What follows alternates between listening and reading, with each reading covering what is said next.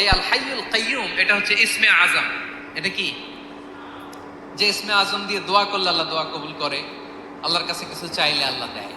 এক সাহাবী দোয়া করতেছে ইয়া হাইয়ু ইয়া কাইয়ুম, বিশ্বনবী বলে এই সাহাবী তো ইসমে আজম দিয়ে দোয়া করতেছে, তাহলে দোয়ার সময় বলবেন ইয়া হাইয়ু ইয়া কাইয়ুম। পারবেন? বলেন ইয়া হাইয়ু ইয়া কাইয়ুম। আল্লাহর এই দুটো নাম ধরে ধরে আল্লাহরে ডাকবেন, তাইলে ওই দোয়া কবুল। পারা যাবে? বিশ্বনবী দোয়াতে বলতেন ইয়া হাইয়ু ইয়া কাইয়ুম বিরহমাতিকা আস্তাগীথ আসলিহ লি শা'নি কুল্লাহু ওয়া লা তাকিলনি ইলা নাফসি তারফাতা আইন। ও হাইয়ু ওয়া কাইয়ুম, ও শাশ্বত চিরঞ্জীব আল্লাহ, আসলিহ লি শা'নি কুল্লাহ, আমার সব কিছুকে আপনি ফিক্স করে দেন, ঠিক করে দেন। এক পলকের জন্য, এক চোখের পলকের জন্য আমার কোনো কাজ আপনি আমার উপর বলেছেন। এই আল হাইয়ুল কাইয়ুম এটা